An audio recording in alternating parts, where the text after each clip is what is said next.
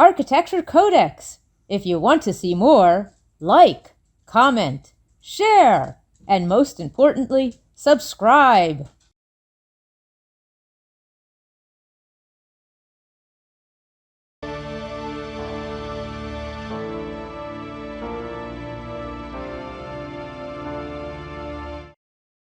Many Architecture CodeX videos deal with the new skyscrapers being built in New York City because skyscrapers.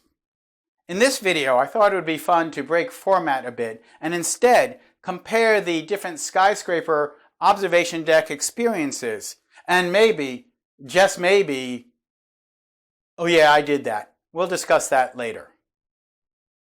And perhaps there is no better place to start than with the now gone observation deck on top of the old World Trade Center Twin Towers. I went up there a few times as I was very fond of the Twin Towers, if you recall Architecture Codex video number 15. The public observation deck was based on the South Tower, World Trade Center 2. I never ate at the restaurant Windows on the World atop the North Tower, World Trade Center 1, although I stopped up there a couple of times.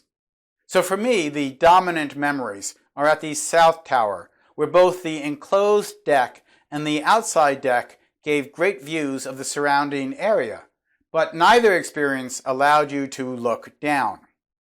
The interior deck on the 107th floor allowed you to walk around and get a full panoramic view, but recall the perimeter structure made all the windows rather narrow.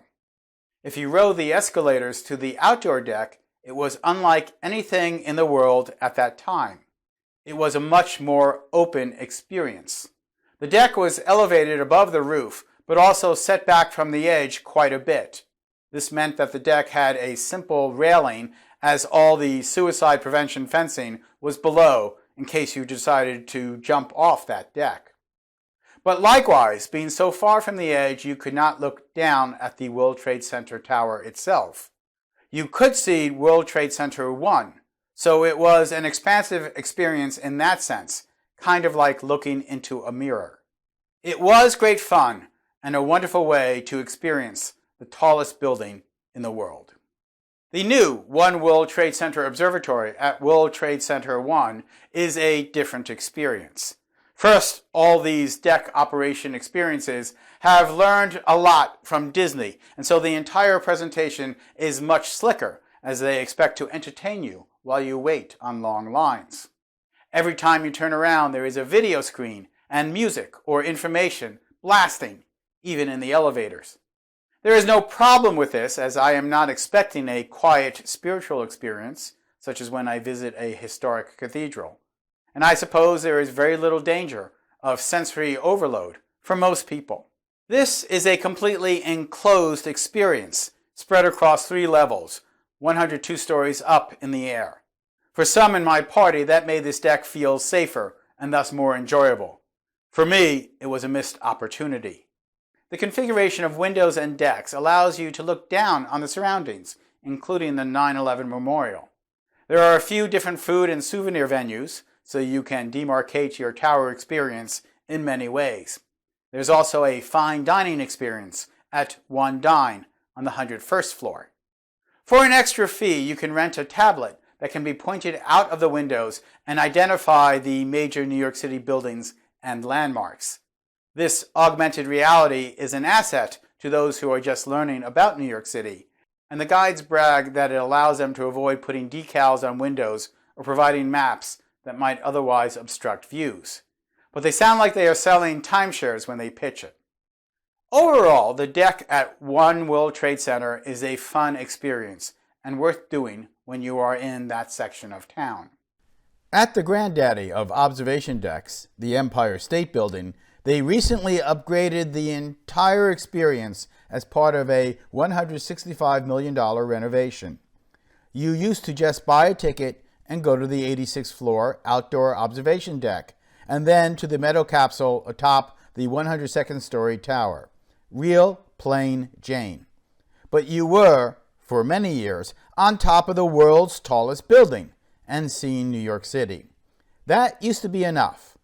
Then for a while they had a virtual ride and better crowd control for the 4 million people a year who would visit, but it could still be a long wait, and it felt like crowd control. The new experience is more adept at serving the tourist and the experienced New Yorker. Once again, there are videos and artifacts displayed everywhere depicting the construction of the building and the building's long history in movies and media. But I have to say the long line experience was really interesting and informative and more like a good museum.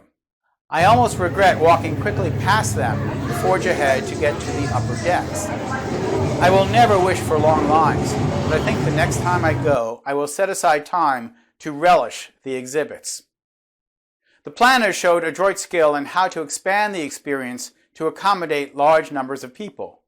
You first arrive at the 80th floor, which was never originally part of the observation deck experience. Here, through the windows, you can actually look down at the Empire State Building itself, as well as across the city in all 4 directions. For many, this will be enough. But wait, there's more. From here, you can take another elevator to the 86th floor, the location of the traditional Empire State Building observation deck.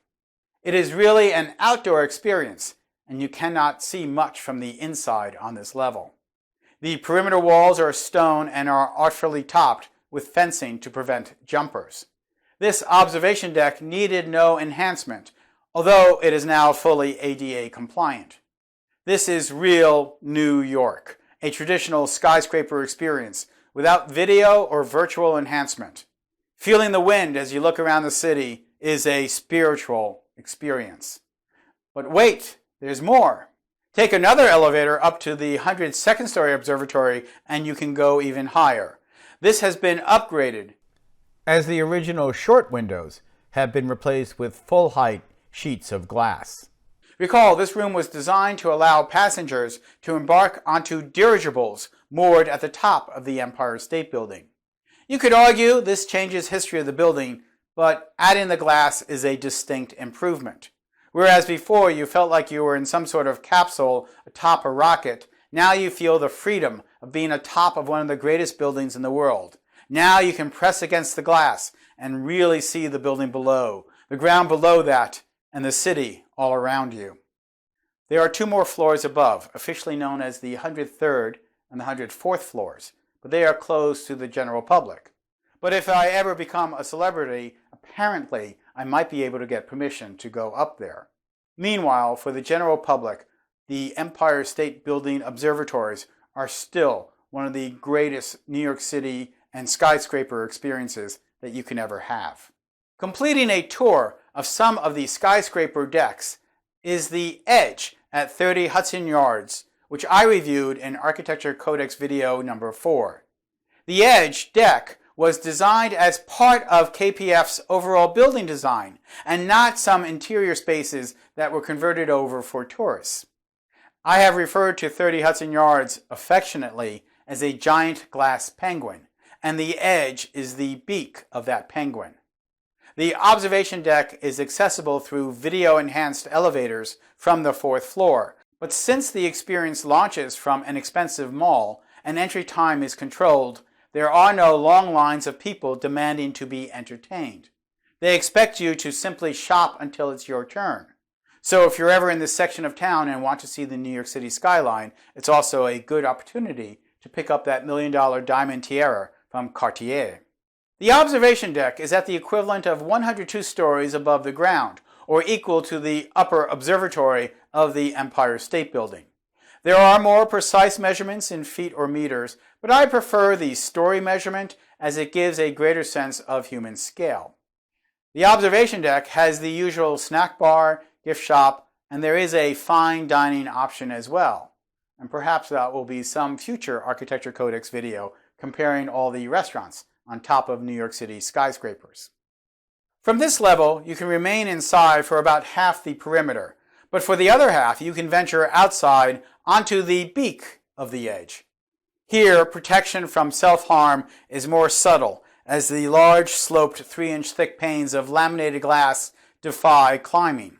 The precision of the engineering is very impressive. Consequently, the design allows you to go up to the edge and look around.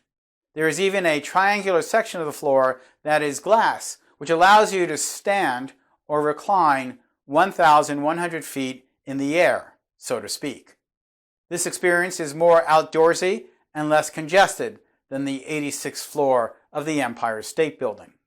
This is another fun observation deck adventure, and we have seen that each of them is slightly different in their experience and give you a slightly different view of New York City.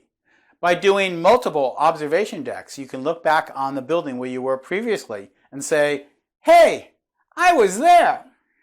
But the Edge offers another unique New York encounter, which is also currently the highest skyscraper climb experience in the world. It's called City Climb, and for a few dollars more, you can be at the highest point the general public is allowed outside and on top of one of the tallest buildings in the world. I did this with my daughter because it is there, and she was game for this next adventure with Dad. I once made a t-shirt for the family for our vacation, hiking into the Grand Canyon to camp overnight. To find adventure, you need to leave your comfort zone and travel through the fear zone. But I am not reckless and always avoid going too far into the stupid zone. So like when I went skydiving or bungee jumping a couple of times, I did this because I wasn't sure if I was brave enough to do it. Let's face it, I really wasn't endangering my life in any way. This was really about the mind over the experience. Okay, so maybe the parachuting was a little dangerous, but in preparation for that first jump, we spent all day training what to do if your main chute did not open. You would change the way you flexed your body, and then you would pull your reserve chute. One of the people in my class asked the instructor, "How much time do you have to pull the reserve chute if your main chute failed?" And the instructor responded, "The rest of your life." The reality is these are safe, consumer-oriented, risk-free experiences created by a team of professionals, guided by a large crew of friendly people who know what they are doing, and scrutinized by lawyers to the extreme. To go on City Climb, you get a lot of instruction, sign a lot of waivers, and they even give you a sobriety test. At no point did I think my life was in danger, but I still had to overcome my instinctual fear. So after about an hour of preparation, you begin to climb with a harness with multiple safety connections sliding along a rail. Together, we are told they can hold up to 10,000 pounds. The climb is steady, not physically challenging, and the view is incredible. But even more is knowing where you actually are. That's the supreme excitement. The guides, who have probably seen every human reaction at this point, are great about coaching you through the steps, building your confidence, and increasing your comfort level. Leaning over the edge is really fun, and I was more afraid of slipping and hanging like a fool, dying of embarrassment rather than actually perishing. Even when you lean backwards from the pinnacle, trying to hold a smile long enough for the camera, you know you are safe. You are leaning above the edge, beak below. So, as I told a friend, you're not going to fall 108 stories to your death because the edge is sticking out below you, so you will only fall 6 stories to your death. He was not amused. Sure, I didn't have to do the city climb at the edge at 30 Hudson Yards, but I suspected that you architecture codexers out there would benefit from seeing me doing it, and it was fun. So now, maybe you're convinced that you could do the climb someday, or maybe you're convinced you don't need to do it now that you've seen that insane YouTube host make the climb. Either way, I'm Michael Molinelli, and this is Architecture Codex.